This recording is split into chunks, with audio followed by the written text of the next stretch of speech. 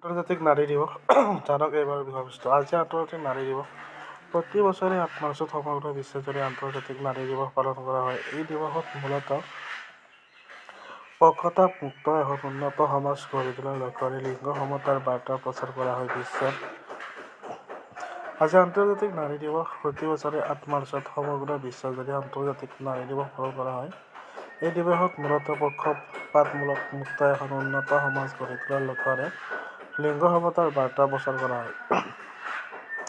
বিশ্বৰ বেলেগ বেলেগ প্ৰান্তত নাৰী দিৱস উদযাপনৰ প্ৰথম লক্ষ্য বেলেগ বেলেগ যদিও মহিলাৰ সমান অধিকাৰ, মহিলাৰ বিৰুদ্ধে হিংসা আৰু উৎপীড়ন ৰোধ তথা নাৰীৰ প্ৰতি সন্মান আৰু শ্ৰদ্ধা জনোৱাই আছে এই দিৱস উদযাপনৰ মুখ্য বিষয়।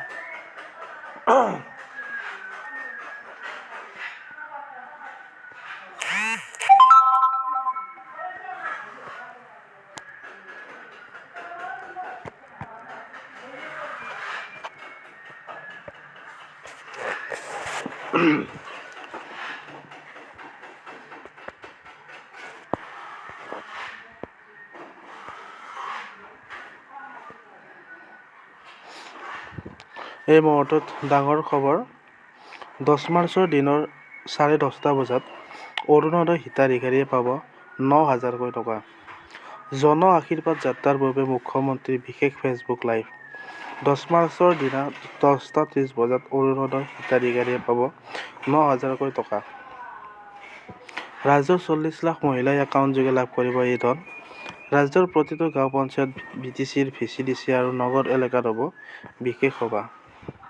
জন আশীৰ্বাদ যাত্ৰাৰ পূৰ্বে মুখ্যমন্ত্ৰীৰ বিশেষ ফেচবুক লাইভ। 10 মাৰ্চৰ দিনত 10:30 বজাত অৰুণোদয় হিতাধিকাৰীয়ে পাব 9,000কৈ টকা। ৰাজ্যৰ 40 লাখ মহিলাই একাউণ্টযোগে লাভ কৰিব এই ধন। ৰাজ্যৰ প্ৰতিটো গাঁও পঞ্চায়ত, বিটিচি, ভিচিডিচি আৰু নগৰ এলেকাত হ'ব বিশেষ সভা। সভাত উপস্থিত থকাৰ সময়ত প্ৰতিগৰাকী মহিলাৰ একাউণ্টত সোমাব আঁচনিৰ ধন। মুঠ 3,600 কোটি টকা খৰচ হ'ব এই আঁচনিৰ বাবে। এই হস্তান্তৰ প্ৰক্ৰিয়াক এক নতুন অভিলেখ আখ্যা মুখ্যমন্ত্ৰীৰ। সভাত প্ৰতিগৰাকী মহিলাক অংশগ্ৰহণৰ আহ্বান মুখ্যমন্ত্ৰীৰ।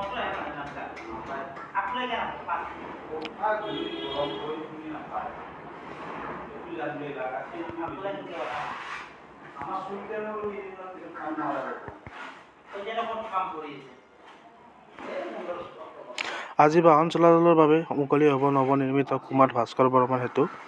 আজি বাহন চলাচলৰ বাবে মুকলি হ'ব নৱনিৰ্মিত কুমাৰ ভাস্কৰ বৰ্মন সেতু। দুচকীয়া আৰু লঘু বাহনৰ বাবে মুকলি হ'ব এই কুমাৰ ভাস্কৰ বৰ্মন সেতুখন। আজি বাহন চলাচলৰ বাবে মুকলি হ'ব নৱনিৰ্মিত কুমাৰ ভাস্কৰ বৰ্মন সেতু। দুচকীয়া আৰু লঘু বাহনৰ বাবে মুকলি হ'ব এই কুমাৰ ভাস্কৰ বৰ্মন সেতুখন। বাছ, বাণিজ্যিক গধুৰ বাহন চলাচলৰ বাবে নাই অনুমতি। দুপৰীয়া প্ৰায় 12 বজাৰ পৰাহে বাহন চলাচলৰ বাবে খুলি দিয়া হ'ব সেতুখন।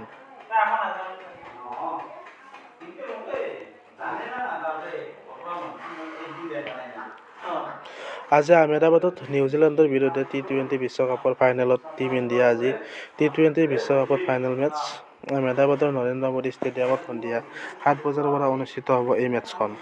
আজি টি-20 বিশ্বকাপৰ ফাইনেল মেচ নিউজিলেণ্ডৰ বিৰুদ্ধে যুঁজত নামিব টিম ইণ্ডিয়া। আহমেদাবাদৰ নৰেন্দ্ৰ মোদী ষ্টেডিয়ামত সন্ধিয়া 7 বজাৰ পৰা অনুষ্ঠিত হ'ব মেচখন। সূৰ্যকুমাৰ যাদৱৰ নেতৃত্বত খেলপথাৰত নামিব টিম ইণ্ডিয়া।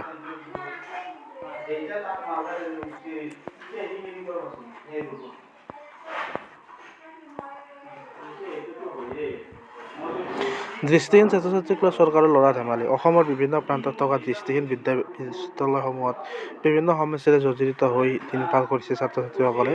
ইয়াৰ উপৰিও বিদ্যালয়সমূহে পৰিচালনাৰ ক্ষেত্ৰত বিভিন্ন দুৰ্নীতি আৰু অনিয়ম দেখা গৈছে, যাৰ বাবে প্ৰত্যক্ষভাৱে ভুক্তভোগীসকলে হ'বলগীয়া হৈছে দৃষ্টিহীন ছাত্ৰ-ছাত্ৰীসকল। ইয়াৰ বিৰূপ প্ৰভাৱ বিদ্যালয়সমূহৰ ফলাফলৰ মানদণ্ড বহু পৰিমাণে হ্ৰাস পাইছে। আনহাতে এছ.চি.ই.আৰ.টি.য়ে যেতিয়া নতুন পাঠ্যপুথি প্ৰকাশ কৰে, সেই পাঠ্যপুথিসমূহ দৃষ্টিহীন ছাত্ৰ-ছাত্ৰীসকলৰ বাবে লাভ কৰিবলৈ প্ৰায় 2 বছৰ সময়ৰ প্ৰয়োজন হয়। দৃষ্টিহীন বিদ্যালয়সমূহৰ লগতে অসমৰ একমাত্ৰ ব্ৰেইল পেজটোৰ গুৰুত্বহীনতা আৰু গাফিলতিৰ বাবে ছাত্ৰ-ছাত্ৰীসকলক এনে পৰিস্থিতিৰ সন্মুখীন হ'বলগীয়া হৈছে।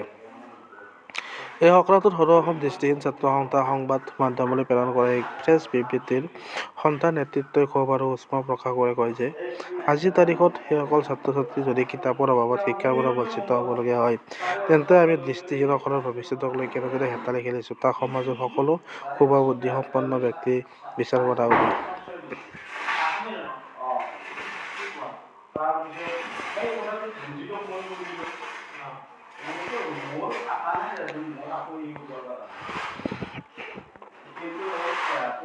থৰুৰ চুংকাৰ মৰিয়নী দেখিবলৈ ধুনীয়া ছোৱালী মোক পৰাস্ত কৰিব নোৱাৰে। আগন্তুক বিধানসভা নিৰ্বাচনত বেছ আকৰ্ষণীয় হ'ব মৰিয়নীৰ সমষ্টিৰ যুঁজ।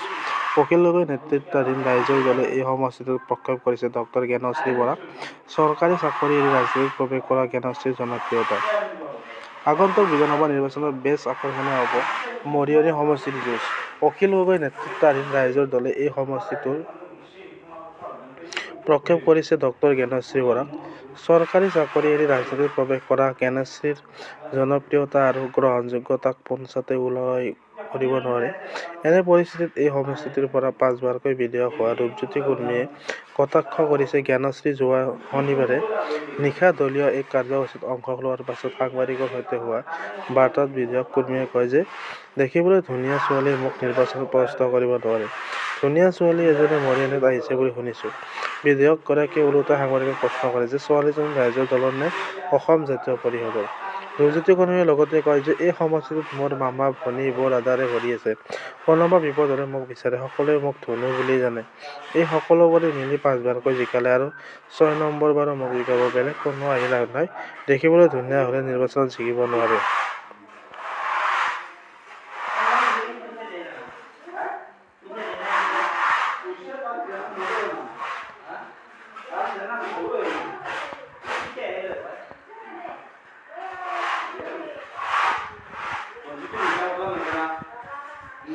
ইখনৰ পিছত আনখন ৰাজ্যত সামাজিক মাধ্যম ব্যৱহাৰত নিষেধাজ্ঞা। সামাজিক মাধ্যম ব্যৱহাৰৰ ক্ষেত্ৰত চৰকাৰৰ কঠোৰ হৈছে কৰ্ণাটকৰ পাছত অন্ধ্ৰপ্ৰদেশ চৰকাৰে গ্ৰহণ কৰা কঠোৰ পদক্ষেপ। আপোনাৰ শিশুটিয়ে অতিমাত্ৰা সামাজিক মাধ্যম ব্যৱহাৰ কৰে নেকি? যদি কৰে তেন্তে এতিয়াৰ পৰা আপোনাৰ শিশুটিক ব্যৱহাৰ কৰিব নিদিব। সামাজিক মাধ্যম ব্যৱহাৰৰ ক্ষেত্ৰত চৰকাৰে কঠোৰ হৈছে। কৰ্ণাটকৰ পিছত অন্ধ্ৰপ্ৰদেশ চৰকাৰে গ্ৰহণ কৰিছে কঠোৰ পদক্ষেপ। বিশেষকৈ 16 বছৰ বয়সৰ পৰা শিশুৰ ক্ষেত্ৰত সামাজিক মাধ্যমৰ ব্যৱহাৰ নিষেধাজ্ঞা জাৰি কৰা হৈছে।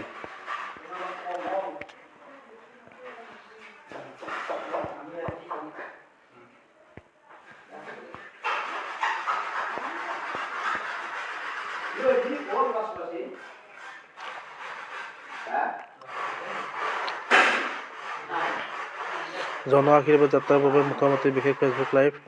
10 মাৰ্চৰ দিনা ৰাতি 10টা বজাত অৰুণোদয় হিতাধিকাৰীৰ বাবদ 9,000কৈ টকা। ৰাজ্যৰ 40 লাখ মহিলাই একাউণ্টযোগে লাভ কৰিব এই ধন।